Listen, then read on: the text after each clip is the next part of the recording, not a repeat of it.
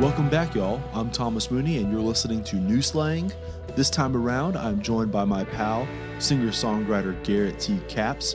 He's releasing a new honky-tonk album called I Love San Antone this Friday, August 20th, and it is the official first release on Vinyl Ranch, which if you're unfamiliar with Vinyl Ranch, go check them out. Merch, memes, and now, of course, records. Anyway, this new record by Caps is just what you'd expect. It's his honky-tonk homage to his hometown of San Antonio, a place he obviously loves dearly. He's released more than a handful of San Antone-inspired songs over the years. Shout out to Brian Koppelman and Billions. This episode, we of course talk a lot about the record, San Antonio, and what other projects he has lined up. Some stuff on NASA country, some trouble country talk, among other things. Today's presenting partner is our pals over at Desert Door Texas Sotol. If you've been listening to New Slang for really any amount of time, you'll know that Desert Door is one of my all-time favorite premium, high-quality spirits.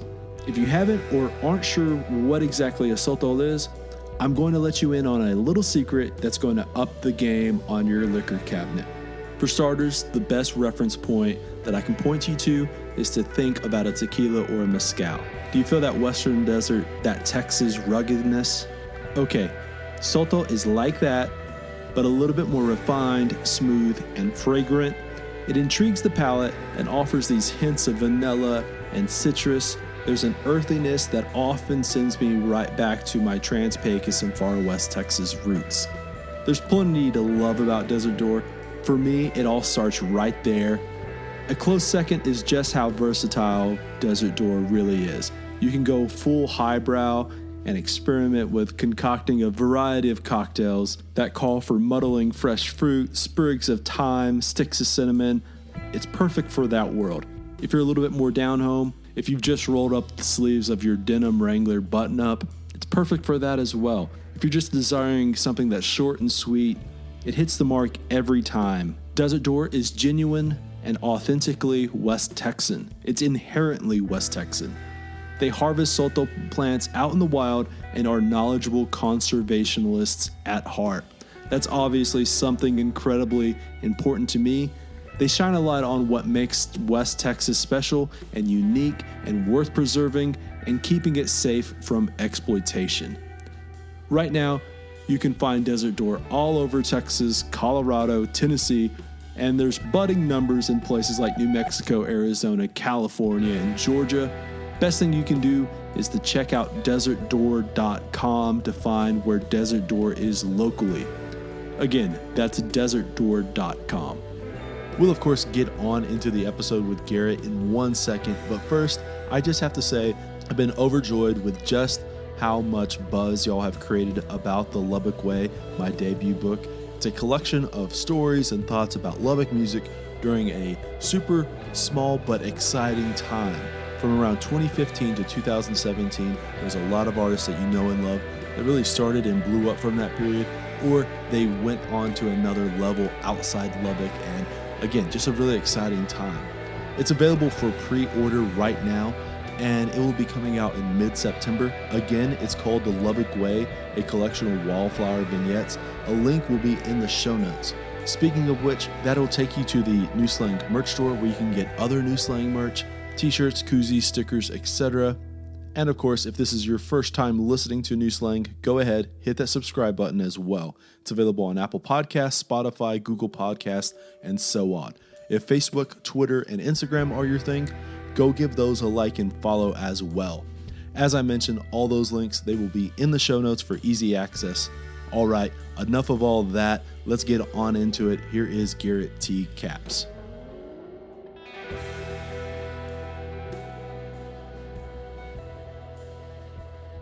So I guess obviously the natural place to start is you got this new record coming out August 20th. That's the quote unquote surprise record, Vinyl Ranch, I Love San Antone.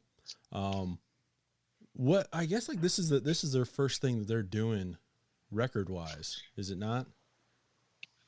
Yes. Yeah. I mean, the guy, Dave, Vinyl Ranch Dave, he, a told me he had always wanted to start a label, and he wanted to do a digital 45 or something. This was like in November or December of last year.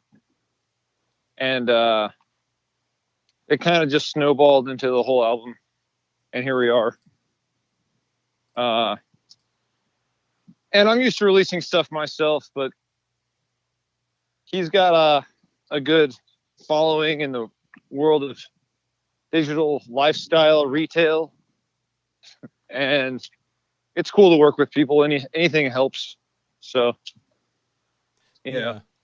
Well, I think that, like, obviously Vinyl Ranch they have a little bit of that left of center feel on as far as like what their pulse is, what they're kind of doing with country, as far as what they listen to, what they kind of push. And, you know, it makes sense as far as this kind of being like their first record, because clearly, like, you approach country music in a way that I think most people would kind of say is a little bit, left of center. But even if we're just going with the San Antone route, a record that's basically, an homage to San Antone, that feels really, I hate to say on brand for Vinyl Ranch, but it does feel very much in a, it feels right for them, Cool. Yeah, I've told him this whole time, like, yeah, man. I mean, he does some Vinyl Ranch. So I have a music video for the first song on the record. It comes out on the internet on Friday. The song does. The video is next week. It's called I Like Austin, but I Love San Antone. And it's like, makes people laugh when they hear about it. I think people are going to like it. But I filmed a video for it a few months ago. We have this minor league baseball team here in town called the Missions, and their mascot is this puffy taco. And it's been like this for a long time. And there's a restaurant called Henry's Puffy Taco, and at some point they sponsor the San Antonio Missions, and the mascot for the Missions is this like human puffy taco. And a few years ago, I met someone that used to be the mascot and kept the uniform. And so I've just used it for all sorts of stuff. If you looked at all these goofy ass commercials I've made for shows around town or whatever, like the puffy taco is always there, like at different concerts that I've thrown, parties. So anyways, I filmed this video for the song in the Lonesome Rose a few months ago. And basically it's just me and the puffy taco, like goofing around. It's like really goofy. It's like absurd. Yeah. And it's really like family friendly. There's nothing wrong with it. Anyways, I think like that week, like right when I sent Dave from Vinyl Ranch, the video, he announced that he had just announced online that they're coming out with the Vinyl Ranch, like this subscription, like porno magazine. Yeah, I think I saw that. Yeah. It's like online only or whatever. I'm like, all right, perfect. So I've been trying to, like along the way, I've been reminding him that, I think it is right on brand in some ways, but we are very different in other ways. I'm like, I just filmed this video with me and a puffy taco, and you're coming out with an adult magazine. Yeah. the like obviously, like, this record is that San Antone thing. You've always had, these songs about San Antonio, right? Clearly. But when it came for this right here, you said it kind of morphed from the single, the 45 to a full record. Was this like something that, like, you had some of these songs in the back catalog as far as like, oh, this kind of fits the San Antone mold of this thematic record, or was much of this like written in the last while since the concept came forward? Well, I think what makes this album, I mean, I have a bunch of albums in the can right now. And I think that what makes this album special to me, the way that it is being released, is I was writing it last summer, and I was like on a writing spree. I think we talked last summer, but like I was on a writing spree, just like lots of different artists were, like after the lockdown and COVID chaos and stuff like that.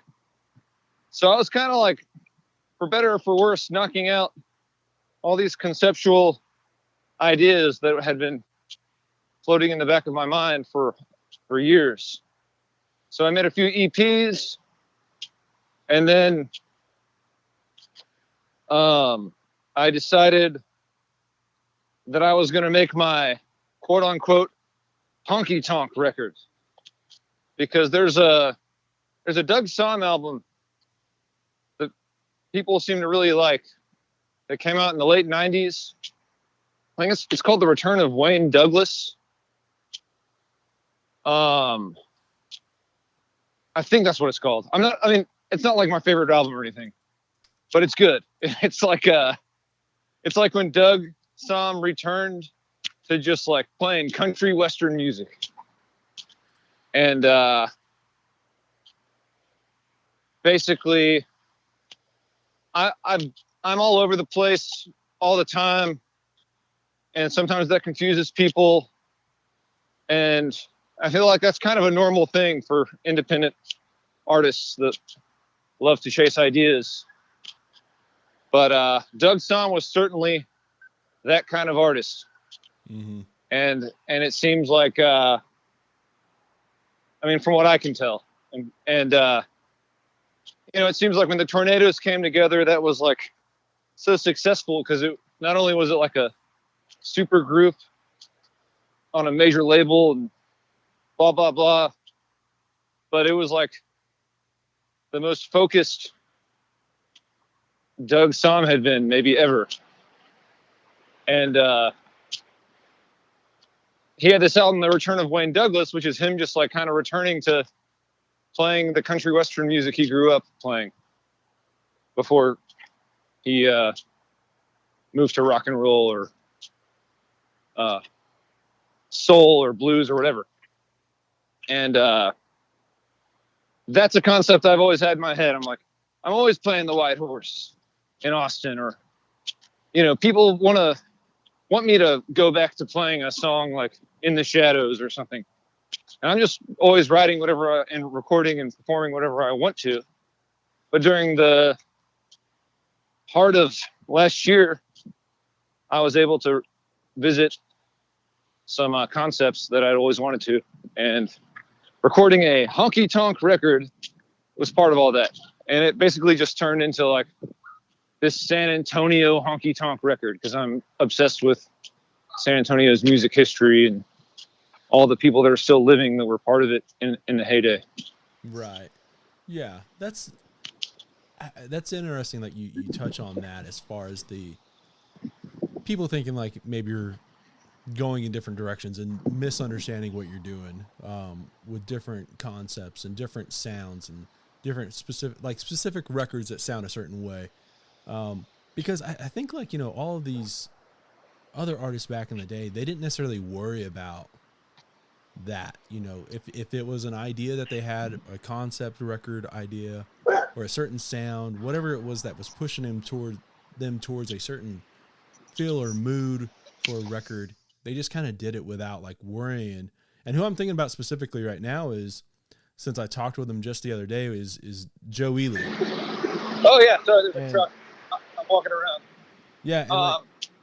Cool, man. Yeah. And Joe totally like always had these little different pockets of eras, if you will.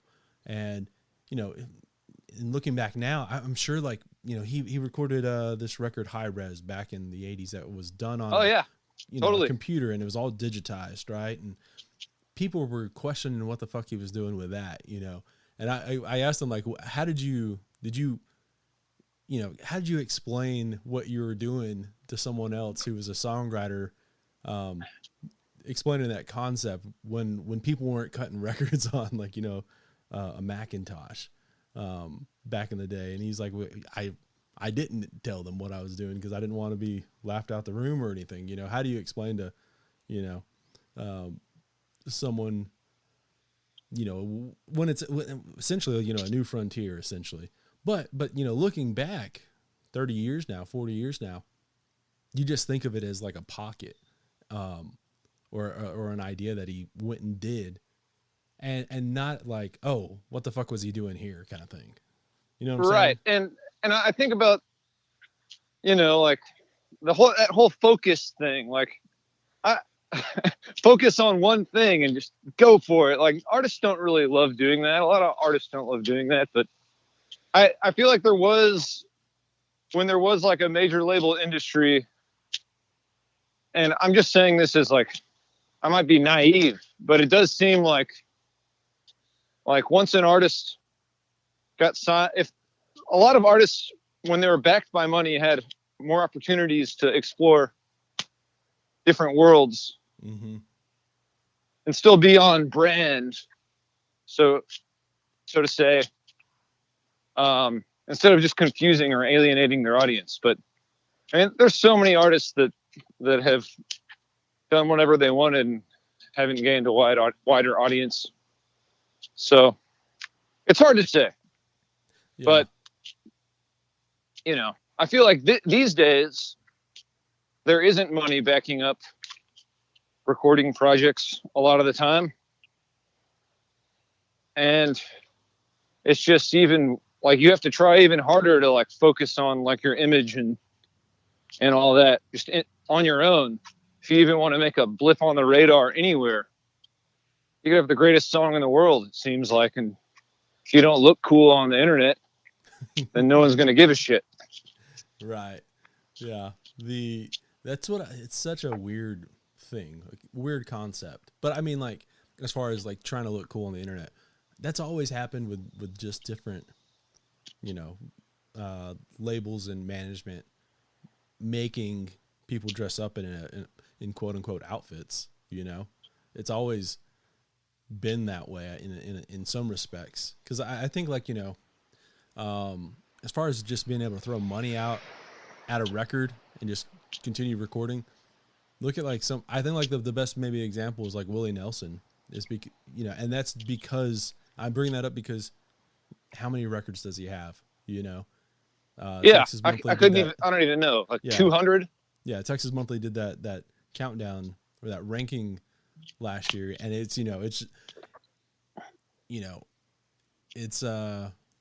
it's hard to like, I guess like understand the entire, catalog of Willie Nelson.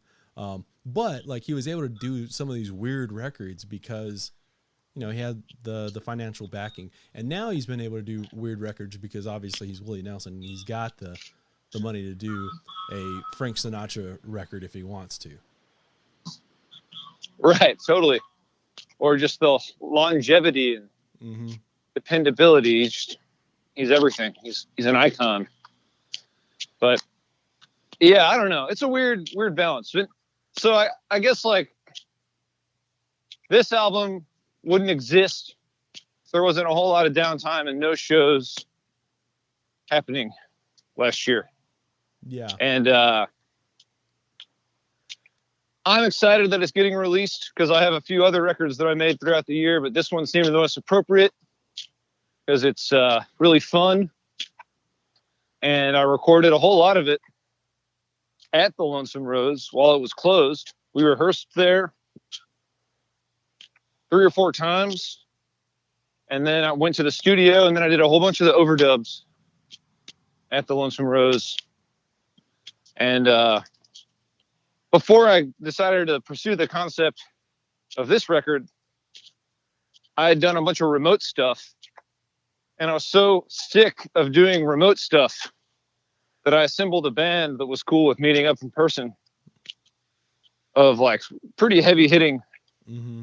like rockabilly country western guys in town that would never have the time to do this because they're on the road all the time. Right. But they did last summer. So we rehearsed the songs, and like the energy was just wildly apparent.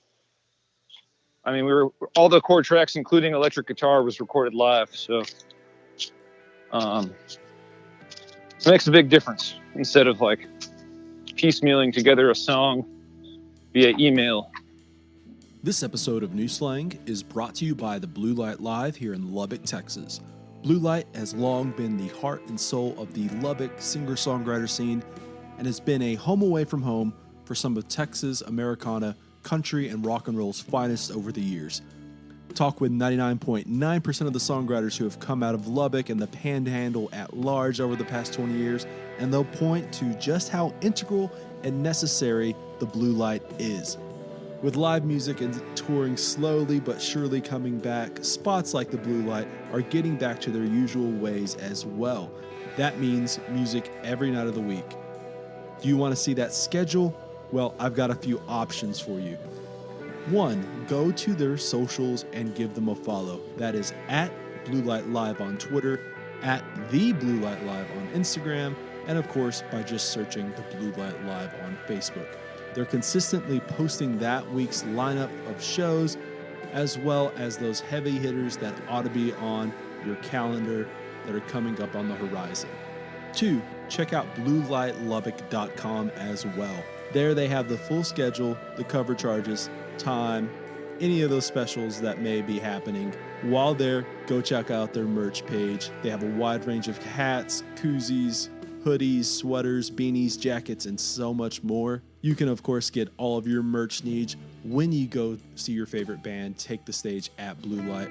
Just ask the bartender and they will get you all set. Speaking of which, that's another great way of seeing who's playing there. Just go to the Blue Light. It's at 1806 Buddy Holly Avenue here in Lubbock, Texas. And of course, again, that is bluelightlubbock.com. I'll throw a link into the show notes too. Maybe I'll see you there.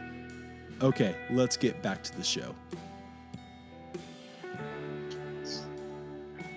That's interesting right there as far as the getting guys that you wouldn't be able to get without a large break like this, because I feel very much the same thing as far as the podcast goes.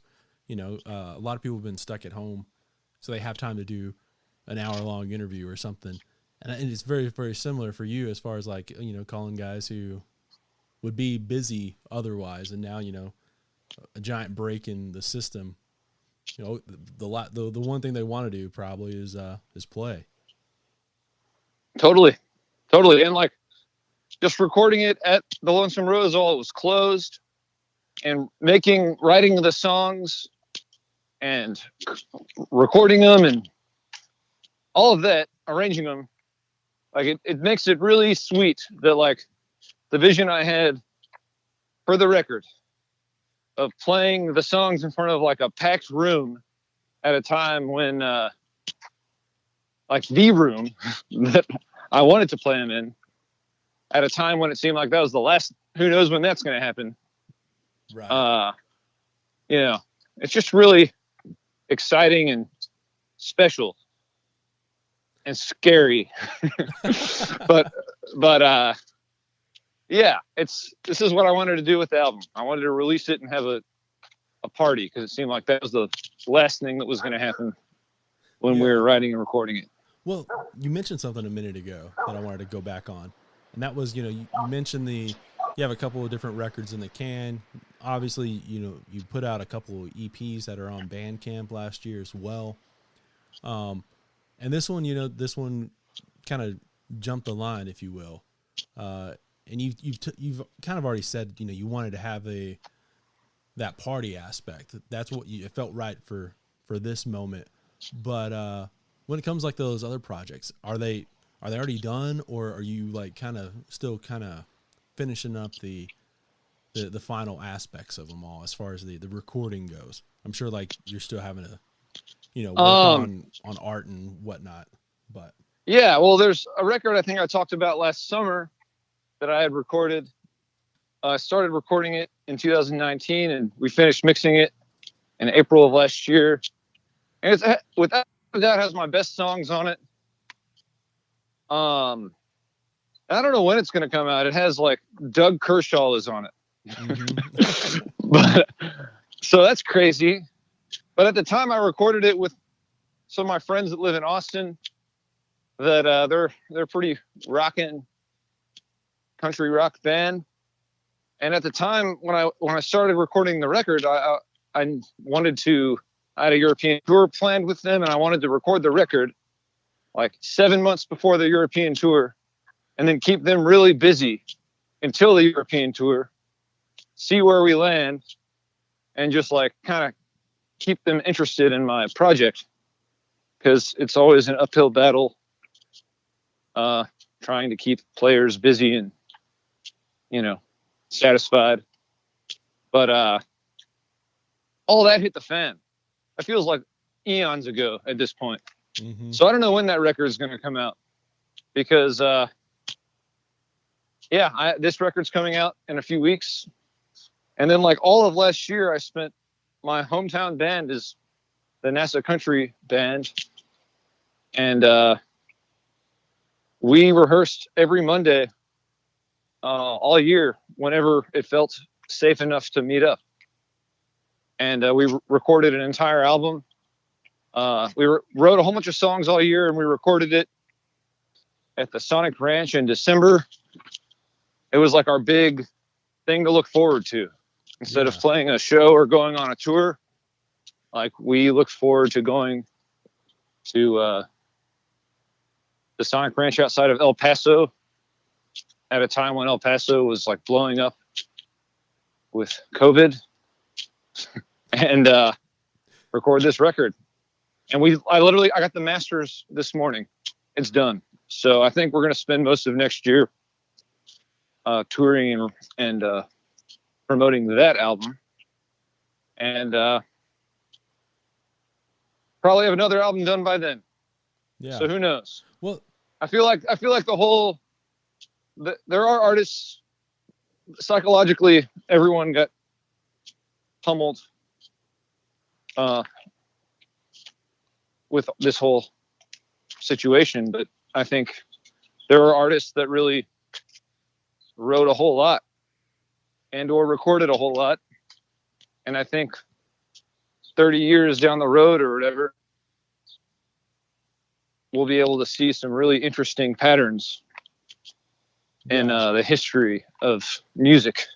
I've talked with some people about that, not necessarily even on the podcast, about, we're going to be able to look back at this time, and you're going to have like these quarantine records, these COVID records that I fear, I say it like, I don't mean to characterize them as songs about COVID or songs about the quarantine, but records that were made during the quarantine, because there's a giant difference between that. I don't think anyone wants to hear songs about COVID, but records that came out of this time, you're going to see that shock wave, that you're going to see that ring around the tree, if you will, where there was like a forest fire or whatever, and this tree survived. So I 100% agree with you as far as there's going to be a shift, if you will. You're going to be able to see what that change was, and it's because of a year in lockdown, if you will. Yeah, and it can mean lots of different things, and like a simple way of looking at it would be, there's a shitload of releases, and that will have to be spread out or whatever. For me, that's what I'm trying to do. Mm-hmm. I have albums that would never exist if I wasn't, sitting around with nothing to do for the foreseeable future. Yeah, I think like this last year is a similar thing to like what happened post 9/11 or like the Iraq War, which I think like we can kind of attach to all being a very similar era as far as the Iraq War, Afghanistan, and 9/11. A lot of bands came out of that time sounding differently because of an unrest feeling, an uneasy feeling, tension. And maybe like that's gonna be something that I don't know, characterizes a sound. Maybe it will be the exact opposite. Maybe I'm not sure. I don't know if you can say what it's gonna be in the moment. Yeah, I don't really know, but it's crazy. you mentioned like, even fear, having that fearfulness as far as during this past year with writing and having records. Does that stem from maybe like that uneasiness of like, oh, is this record going to be lost? Is this record never going to come out? That aspect of like, maybe I don't feel the same about it, or do you feel like that's just kind of, I don't know, too simple of a way of looking at it? I mean, like, other than all the really obvious general human fear that everyone could probably say they've had, mm-hmm. I would say that for me, like, I've been able to drum up enough shit here in town to where I can work from a computer or whatever and hit the road. 3 years ago, I wasn't able to do that. And last year, for better, I can't tell if it was actually, I don't know if I was making good decisions as far as my tour schedule went last year. Because when South by got canceled, that was basically I was going to be going 115 miles an hour and there were like some crazy tours that didn't even really make sense on the horizon, supporting garage bands. Like, I was all over the place. Mm-hmm. But I think that in 2019, stuff started really feeling a lot better for me. The energy started feeling a lot better on the road. Now I'm doing like mostly DIY tours, hopefully festivals and support slots. I've been to Europe a few times, and that's always fun. And things were going fairly well out there. But I kind of was just going all in on the whole energy transfer of going on the road, because something always happens when you take your performance somewhere else. It might be meeting somebody, it might be making a new fan or connection that pops up 5 years later. Who knows, but something always happens. So I think that when whatever touring I'm talking about was supposed to be over last summer, and like I was still just going to be pushing the snowball into whatever new opportunities came my way. When I had nothing that got canceled on the calendar in August of last year, that's when I felt like the snowball had melted. Like I had no idea how things would have gone, and I had no idea where I was going. Because I hadn't seen a live audience or interacted with people in a while, and the internet, my whatever cult or fan base I have on the internet, like, just doesn't register with me in the same way. So yeah, I mean, I'm all in for my music, and any opportunity that's come my way, or victories or failures, like, that's my life. Mm-hmm. So not having the live component was not cool. So yeah, I was scared about relevance, because I don't know how relevant I am in the world in this shithole music industry. And I don't even know if that matters. I mean, I've written a lot of songs in the last year that I love, but I do like playing killer shows. So right. I was scared that I was going to have to rebuild. I couldn't tell if I was paused or everything had stopped and I was going to have to start over. And now that things are getting going again, it looks like I'm getting opportunities that I probably never would have had if there wasn't like a break. So that's cool. Yeah. Well, that's very. I think a lot of artists have those same reservations, that same fear of acceptance, or of like is what is success, right? One of the easiest ways to understand success is like how many people are coming to shows. You know, that's something that you can see, and it's very much where, as you said, like if it's online, if it's the followers, like that can feel fake, that can feel very flat or just abstract. It's very, very hard to understand like a fan base in that conceptual way, where if you're playing shows and people are like coming up and talking with you, you have that evidence that there's someone out there listening, you know? So I can see a lot of where a lot of artists have had that fear this past year, or that uneasiness. Yeah. And everything was uneasy everywhere. So, I mean, but yeah, it's like the whole music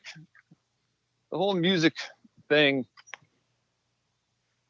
It's like, I think anyone knows that's taking their musical quote unquote career seriously is that like, you got to have so many irons in the fire all the time. Like a gig is not just a gig. There's always something happening. There's opportunities behind the scenes you can take advantage of, and connections. And, you know, if you get a support slot opening for blah, blah, blah, like it's never just about getting fans from the audience. You know, it's like a networking opportunity, you know, and all that stuff.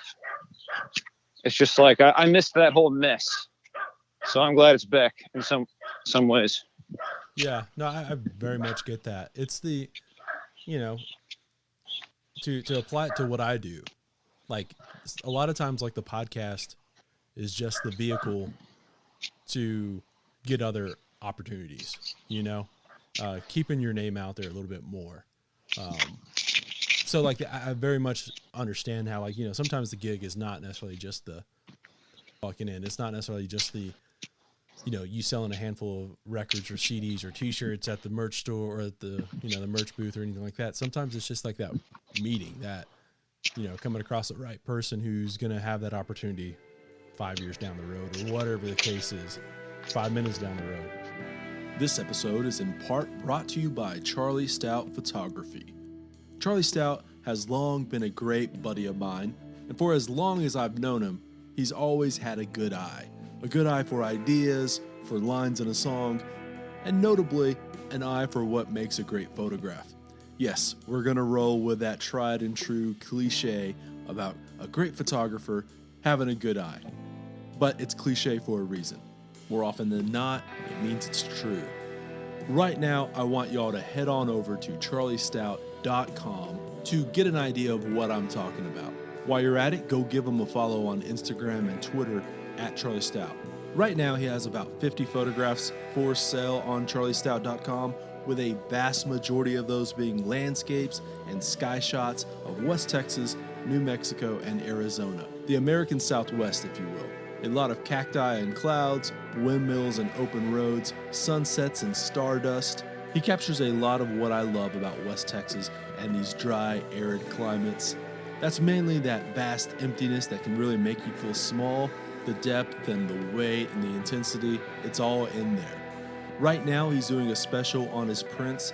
Each week, he releases a new photo, and for 1 week only, that photograph is at a special introductory rate. For just $25, you'll get an 8.5 by 11. That's just about half off the regular price. For $75, you can get a 13 by 19, and for $110, you can get a 17 by 22. After the week, they go back to regular prices, which are still an absolute steal if you ask me. Also, just a pro tip, keep a watchful eye out on his Twitter. He's consistently posting one-offs, errors, and randoms on there that are for sale, that are in the flash sale variety. Again, that is at Charlie Stout for Twitter and Instagram.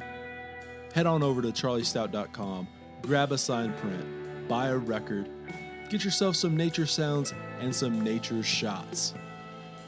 All right, let's get back to the episode. one of the things I wanted to touch back on with the new record is, you do a Jethro Tull song on here, and you do a Loudon Wainwright III song on here. How did those end up coming up in the mix of songs for the record? I mean, I grew up listening to Jethro Tull, and I always remembered the song Aqualung. My dad really likes the song Aqualung. Mm-hmm. And it was like a really good song for a little kid to remember, because it talks about like snot and stupid, gross shit. But I remember when I first heard Locomotive Breath, like I knew the lyrics to Aqualung, but I remember when Locomotive Breath kicked in, it was just like really catchy, and that flute solo is awesome. And I have a list of songs that I always add to that I'd like to cover someday, because I don't spend a lot of time working on cover songs. And I don't know, we're just, with the band that I assembled, I saw Locomotive Breath on the list, and I was like, well, this guitarist riffs, this band's it's pretty heavy, like they got chops. And the vision for turning Locomotive Breath into kind of like a 4 on the floor stomping country song about like a train or whatever the song's about. I don't even know what the song's about. It's totally lyrics I would never write. But it's just kind of I like the fact that I grew up listening to that song and always loved it. And now there's kind of this, it's a pretty rocking tune, Right. The original's rocking, and I think that our version's like pretty insane. Like at the end, we keep speeding it up. That's all live. Yeah. And I don't know. I wanted to do that song. And then the Loudon Wainwright song, I remember I was listening to one of his more recent B-side compilations or rarity compilations. And he's like such an amazing songwriter that I respect, with a vast amount of releases. But I heard this song, it's called the Everybody I Know song. It's just an a cappella, like stomp and clap ditty. And the lyrics really resonated with me, because that guy can really nail it lyrically sometimes. And it's really effective, and what it's all about, just kind of the superficial judgment we cast on people. And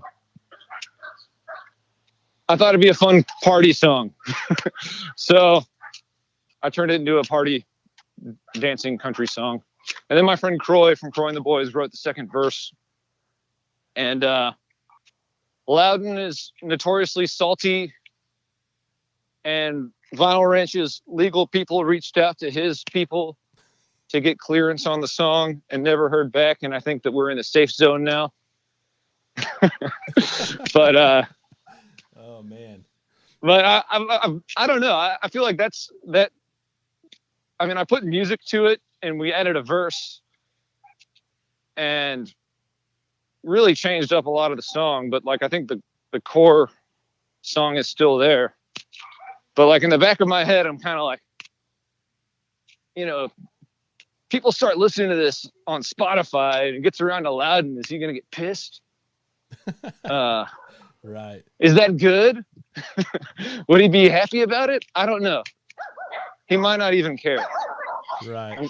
Well, there are dogs chasing me. All right. We're cool. Yeah, no, I think like both songs very much fit in line with the record. They sound great. I had 2 notes on it. One, Jethro Tull, as you mentioned, like your dad liking. I remember like Dan Patrick, the radio sports host, not the idiot lieutenant governor was talking about Jethro Tull, and this is a very, very like simplistic way of like even approaching music, but he was like talking about how Jethro Tull was like only dudes like that band. Like that's like a band where like 90% of the fan Totally. base is guys. And like when you said your dad loved it, I was like, yeah, spot on right there. It's kind of, they're a ragged band. I mean, and like I used to say they were my favorite, the only prog rock band that I liked. But I mean, recently, I don't know, just because I'm getting grumpier or whatever, but I've gotten way more into like 70s prog. Like King Crimson or Yes. Yeah. Or I consider Dire Straits a kind of a progressive pop rock band, but I never see their name pop up on the progressive rock list. See, I love Dire Straits. I would never have thought throwing them in the prog route, but well, when you listen to their live albums, they stretch their songs out. Yeah. And this is like a stupid side note. Yes, I 100% agree with you as far as them stretching that song out or their songs out, because Cactus Theater, I don't think they really do it now, but Cactus Theater here in Lubbock, that would be kind of like the house music would be one of those Dire Straits records, and I swear they only play like that one song throughout, and you would just kind of get fucking tired of it waiting on them to switch sets. But yeah, I don't know. This is that's a stupid side note, but go back to Prague. Go back to. Yeah, Jethro Tull. It's like a personal joke to myself, but that kind of sums it all up. Like the album's supposed to be fun and nothing but fun. Like a lot of the songs, I would not categorize them as my best songs lyrically, but I don't care. Like a lot of these songs are just high energy bangers. However, I can do that. It's supposed to be a honky-tonk record. Mm-hmm. No, I very much get that. Yeah. But I mean, sometimes I don't know how to do the things I'm saying, but this is my best bet at a honky-tonk record. As a guy that technically owns a honky-tonk. Yeah. A honky-tonk with a giant mural on the side. That's yeah, exactly. Yeah. Okay. So I wanted to transition to something about NASA country and the Jeff Bezos thing. And this is maybe the best spot to transition, because now there is a Jeff Bezos mural in Van Horn. And I kind of want like Matt to go paint over it with something else. He should, man. But yeah, so we were just talking about that last night. I was hanging out with him last night. Well, okay, I wanted to... not Bezos, but we were talking about where he was going next. Yeah, well, I wanted to get your thoughts on the, is there beef between NASA country and what's Bezos's thing? Well, I can't think of what it's even called.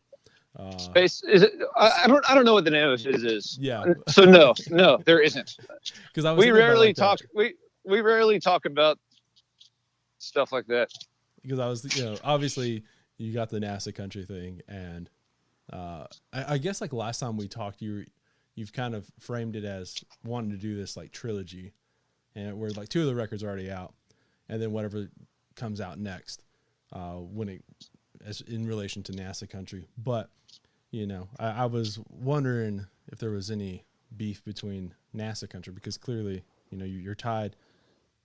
All your eggs are in the U.S. space program basket when it comes to that. So yeah. I mean, I don't care, but I mean, I think that is something to consider. We hadn't thought about it too much. It's fun to say. It's a fun name to say. Whatever SpaceX country wouldn't work, and whatever Bezos's program is probably wouldn't work either. So isn't it like it's Blue Horizon, I think. Something like that doesn't sound cool. Yeah. Yeah. I'm just bullshitting here, of course, but yeah, I thought it was funny. Like a stupid thing that was kind of irrelevant, which again, well, the NASA country guy is like, so the 3rd installment of the In the Shadows trilogy is in the can. That's what I was saying. Just got mastered. And I think it's funny for me to think about, like, in whatever it is that I'm doing, And NASA Country has been my San Antonio band for a few years. And we've really grown as a band, and we're getting weirder. And we're listening to each other more. And it's like the In the Shadows record. I put NASA Country together for In the Shadows. But it was kind of like the way you would do a country record. Like I put a band together, even though like they were a weird band and we had no idea what we were doing. But then after we got the core tracks, we did overdubs with like steel and fiddle and whatever. Mm-hmm. And then All Right All Night wasn't going to be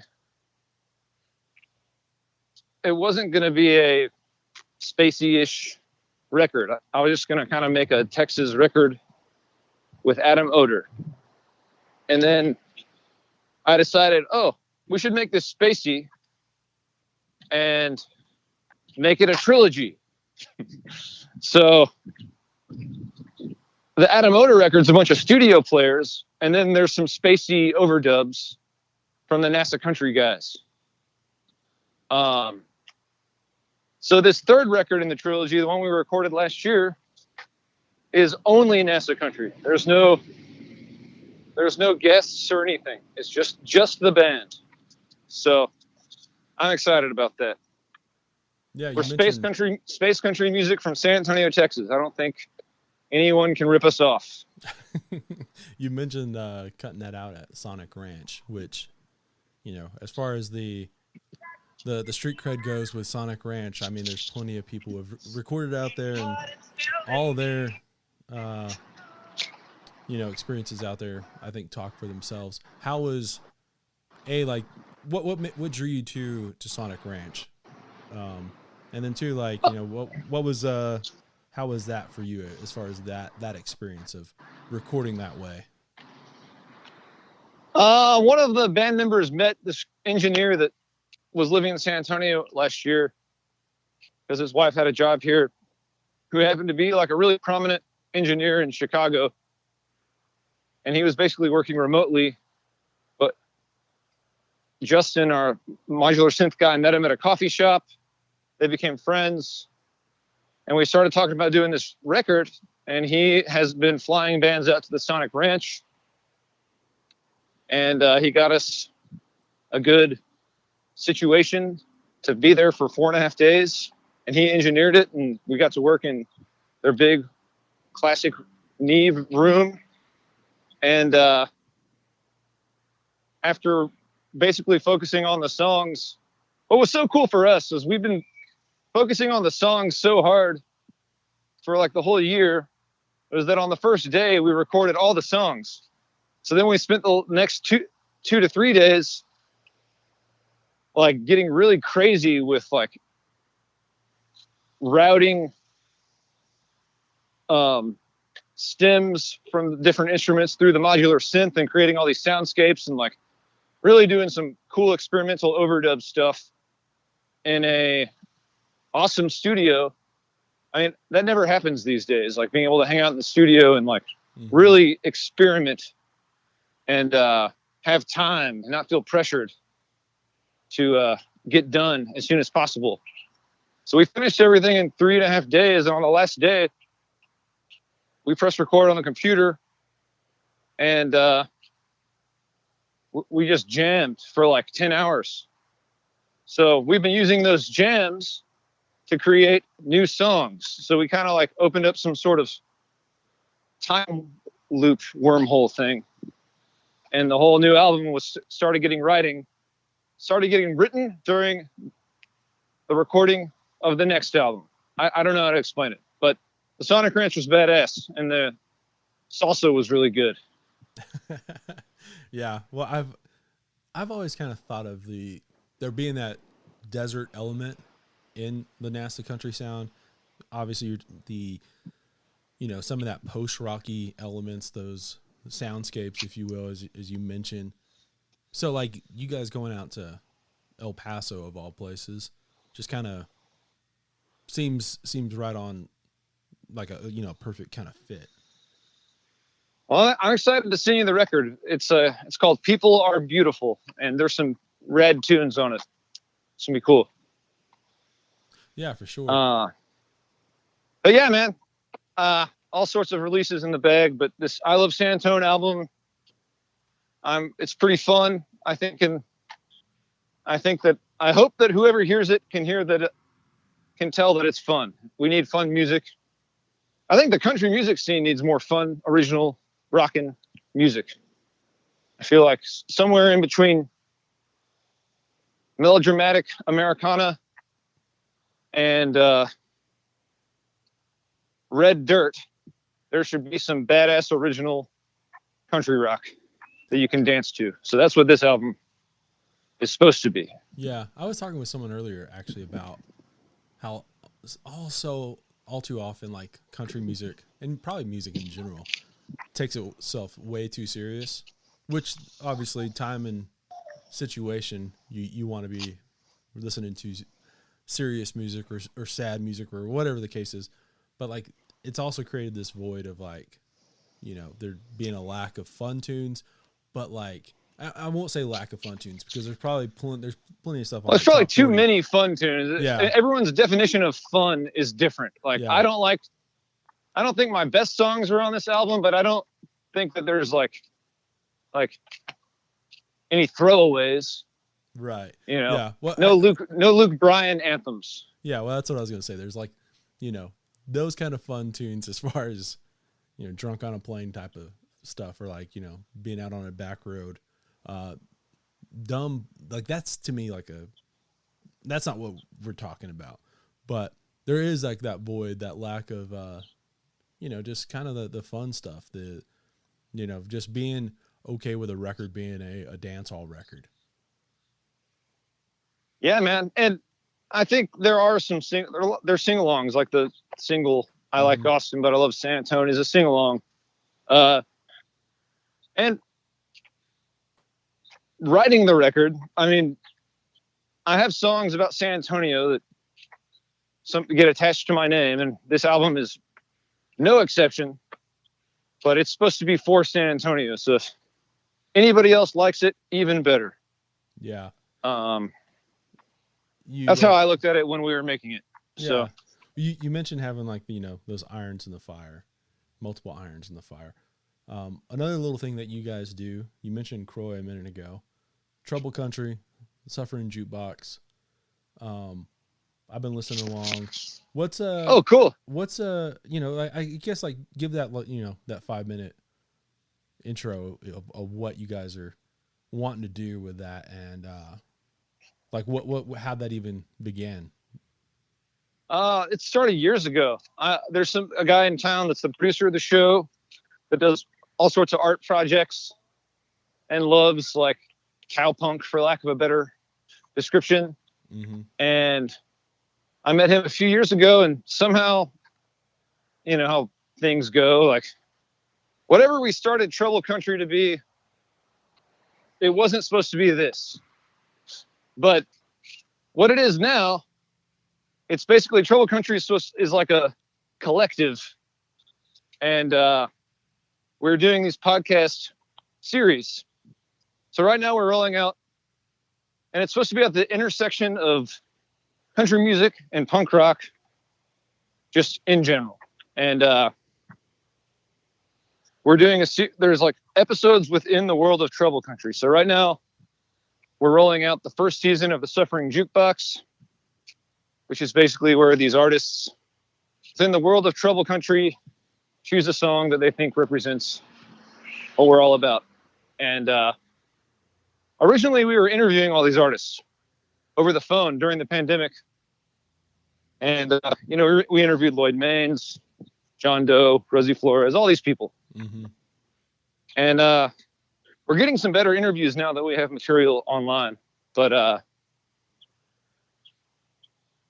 basically, like, it was supposed to be this whole crazy, like story, like where I'm traveling through the United States and I stop by Randy's Rodeo, then I stop by Lubbock and find where the Flatlanders formed, and then we drive to LA and see where Los Lobos formed and X or whatever.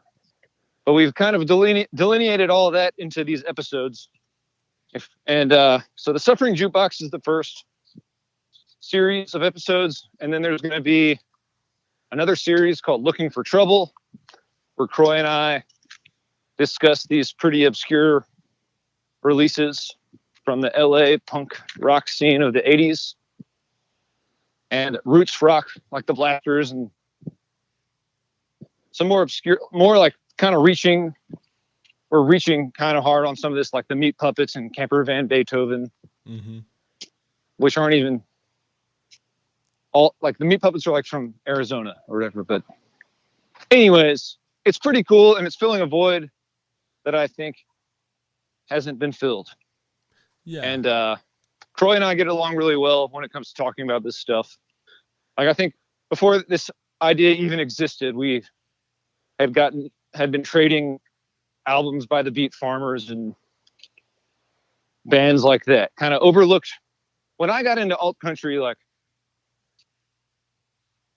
it went from Robert Earl Keen to Steve Earle to all the Texas songwriters into Uncle Tupelo.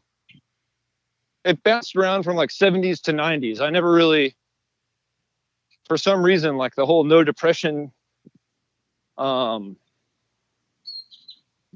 movement or whatever, I never really got the memo that there was like some really interesting stuff happening in the 80s. Yeah. Other than like the really obvious.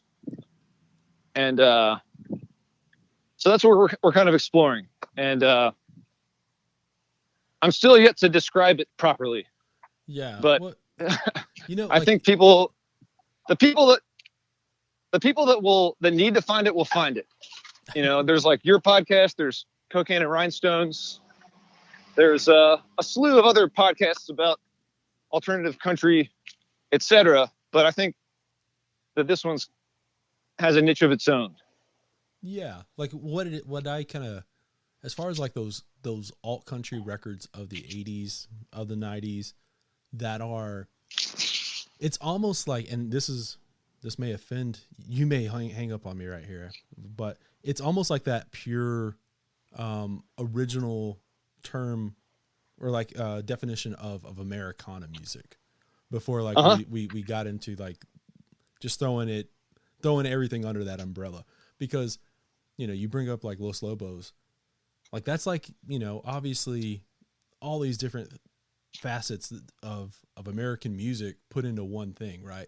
And like Meat Puppets, they're all kind of country but not, you know, and you would never think of them as being a country band in the radio format, but you know, the alt country, the alternative, if you will, in general, they kind of fit in that same realm of like what I would almost consider like just like the original definition of Americana, even though I don't even necessarily like that term either.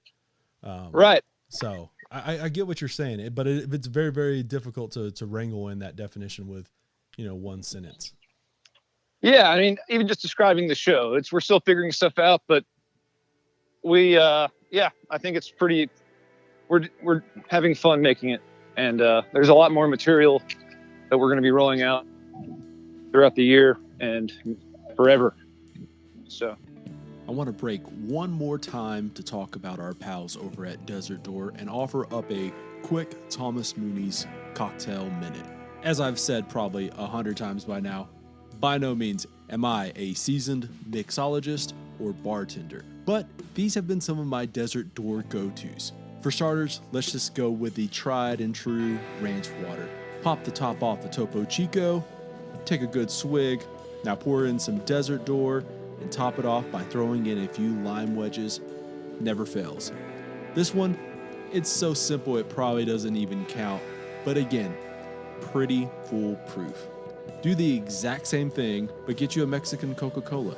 I guess you can go with a regular one, but you're really cutting yourself short if you don't opt for the Mexican import variety. All right, here's the change-up you've been waiting for. Desert Door Sangria.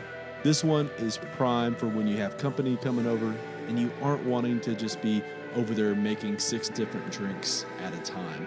What you'll need is some Desert Door, obviously, a bottle of red wine, honey, boiling water, apple cider vinegar, some cinnamon sticks, a couple of apples, and some thyme sprigs. I know, that may sound intimidating, but trust me, it's worth the prep, and honestly, it's pretty easy.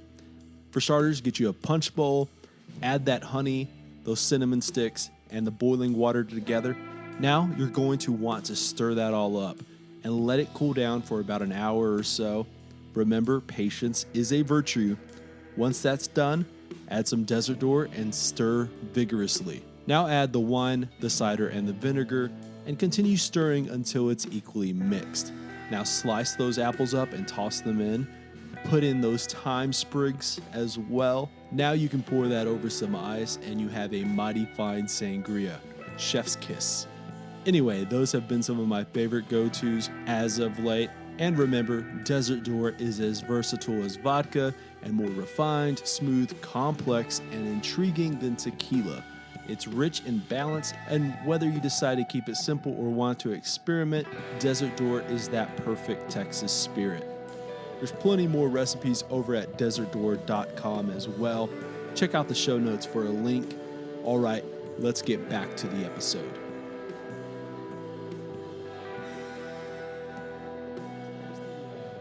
Someone, I can't remember who tweeted out, and I never actually followed up on the tweet, but you brought up the meat puppet, so I'm going to say it right here.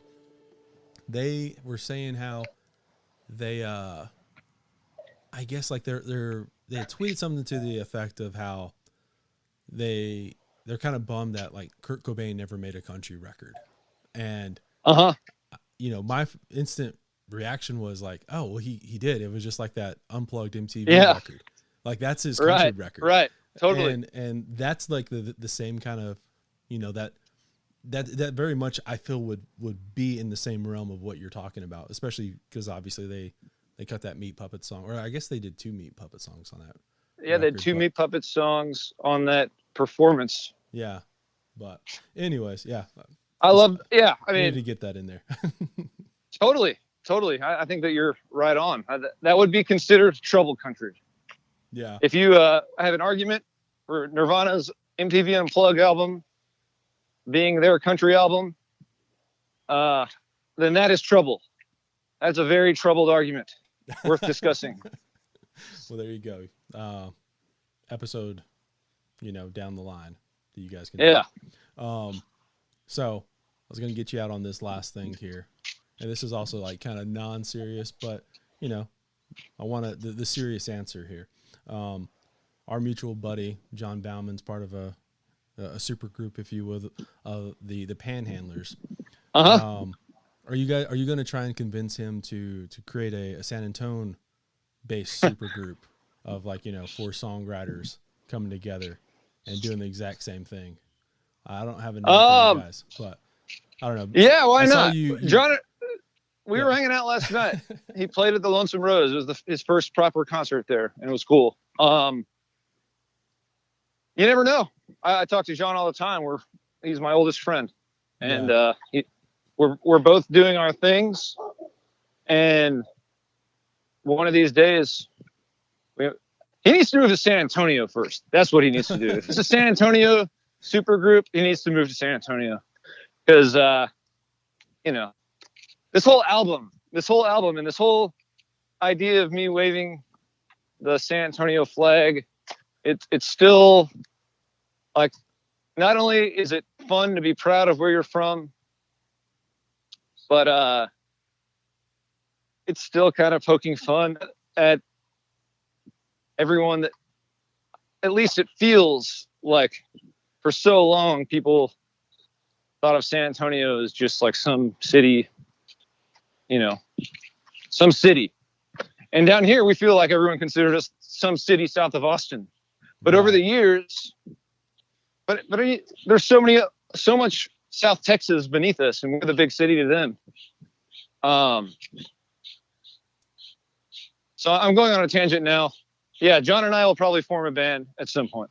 I saw you had the photo with George Strait. Do we need to wrangle in him as part of this super group? Yeah, sure. I mean, we aren't friends, but we did talk about Lars Ulrich for a few seconds. But I guess as far as the San Antonio ethos and why I'm so into talking about it, is that I mean, the city's changing, and a lot of people moved here during the last year, and people are moving here crazy, and it's crazy. It's really crazy. The people that used to vacation down here from Austin, because the Airbnbs are cheap and it's cool to go somewhere low key where you don't have to get valet parking and pay a shitload of money for brunch or whatever. Mm-hmm. They're moving here. Like it's like that shift is happening like all the time. San Antonio is still low key, but it's just not the same city that it was 15 or even just 5 years ago. Yeah. And the more that happens, and the more that I try to push my music forward, it's fun just to talk about San Antonio. Yeah. What? When? Oh, go ahead. Yeah. No, go ahead. I was in Corpus a few weeks ago. I opened 3 dates for Randy Rogers and Wade Bowen, and the first show was in Corpus. And this was like the first big shows I've played in forever. Totally random that I was on the bill, but it was just as fun as I'd hoped it would be. The next day in Corpus, I stayed the night there. Me and some friends went to this awesome taco place called Chacho's Tacos, ran by like basically this hardcore punk band has run this Mexican food restaurant with their family in Corpus. And they had these giant breakfast tacos. It was like 2 for $3.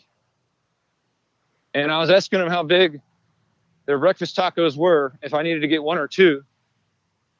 And they told me, man, these are big tacos.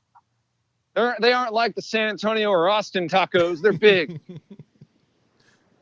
And that like kind of, it made me smile for some reason, but it like kind of put things into perspective. Because Corpus had this vibe to it that reminded me of San Antonio in like 2004 or something. You're it was right. super sleepy and down home, and there was some shit going on, but everyone was just like pretty laid back.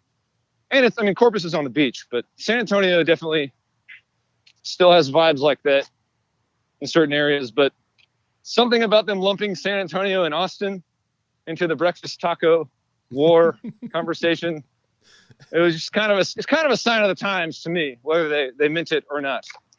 Yeah. Well, like that comment right there reminds me of like, I think, and this is something that you're touching on, is in a lot of ways, all these towns, Lubbock definitely has this, Amarillo has this, and it's this like inferiority complex with Austin or DFW or Houston, where, you know, that's where everyone mentions if they're talking about Texas.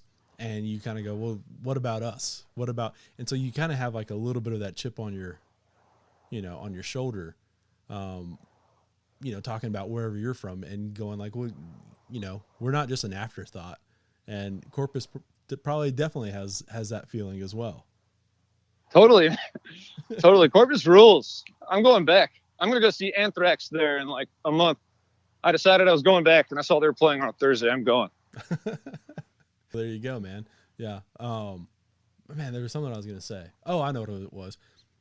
San Antone, like, you know, it's, I think like we don't, you know, obviously think about the music as much because, you know, it's not written about as much because it's obviously more Tex-Mex driven or more Spanish driven in general. And there's not nearly as much coverage on that by the big, you know, media platforms that we have out here.